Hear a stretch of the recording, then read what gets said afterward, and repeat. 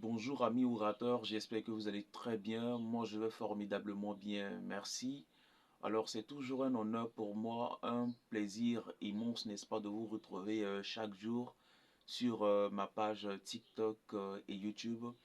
Voyez-vous, régulièrement j'essaie de réaliser des séquences de vidéos pour vous parler un tant soit peu de l'art oratoire et de la prise de parole en public. À vous qui avez, n'est-ce pas, la glossophobie, c'est-à-dire la peur de parler en public. À vous qui avez l'agoraphobie, c'est-à-dire la peur des espaces découverts, la peur, n'est-ce pas, des lieux publics. Vous pouvez me laisser des commentaires ou des messages afin de me poser vos préoccupations. Alors je prendrai le temps, n'est-ce pas, de vous apporter des réponses apodictives, des réponses démonstratives.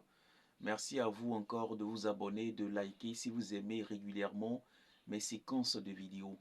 Aujourd'hui, je voulais vous parler, n'est-ce pas, d'un principe de la vie. L'orateur, comme j'aime le dire, doit vraiment aimer les belles choses et pouvoir observer les belles choses. Combien d'entre vous qui, chaque matin ou le soir, à partir de 17 heures, sortent de leur maison, sortent de leur lieu de travail et observent tranquillement le ciel? Je sais que vous n'y pensez jamais, mais quand vous regardez le ciel qui est parfois bleu, qui est parfois blanc, est-ce qu'il y a une autre création? Est-ce qu'il y a une autre beauté qui peut outrepasser, ou je dirais dépasser la beauté du ciel quand vous observez les firmaments et autres? Je ne pense pas. L'orateur doit pouvoir contempler parfois les choses naturelles et vraiment magnifiques. Vous payez peut-être de l'argent pour aller regarder des objets d'art, c'est très important et c'est très bien. Ça va vous permettre, n'est-ce pas, d'agrandir votre champ de connaissances. Mais il faut pouvoir observer également le naturel. Ça va vous aider. Parfois, allez-y dans les forêts, allez-y en savane, sur les montagnes. Contemplez l'air libre qui circule gratuitement. Ça va également ouvrir votre intelligence sur plusieurs réalités de notre monde contemporain. C'est très très important. Alors je voulais, n'est-ce pas, attirer votre attention là-dessus. Vous savez, en latin on dit vita in moto, c'est-à-dire la vie est dans le mouvement. Ne restez pas toujours assis dans votre chambre. Ne restez pas toujours assis dans votre lieu de travail. Il faut sortir parfois, se mettre en mouvement.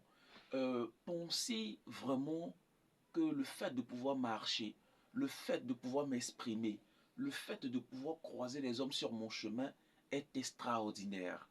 Vous savez, le sage a des intérêts et des besoins qui sont inconnus au vulgaire. Vous comprenez un peu? Je pars peut-être m'asseoir quelque part, dans un restaurant. Je suis assis et je vois un papillon qui circule ou bien qui s'envole. Mais quand j'observe le papillon en tant qu'un orateur, pour moi c'est une source d'inspiration, c'est une source, n'est-ce pas, de la beauté, de la création. Mais celui qui n'est pas orateur, celui qui ne sait pas observer, à première vue déjà du papillon, est déjà énervé. Mais ce papillon vient faire quoi ici?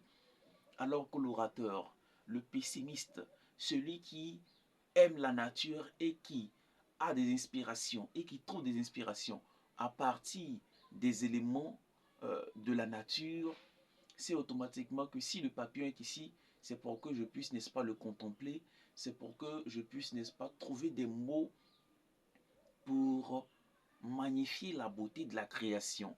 L'orateur, c'est en regardant le beau qu'il pourra trouver les mots nécessaires pour mieux exprimer ses pensées. Alors j'ai tenu à vous partager, n'est-ce pas, ces quelques informations. Donc désormais, sortez, observez le ciel, la nature, la forêt, la savane, les montagnes et l'air gratuit, l'oxygène gratuit qui circule pour nous. C'était juste ce que je voulais vous dire. Prenez soin de vous. Coach Bayala, je vous en prie.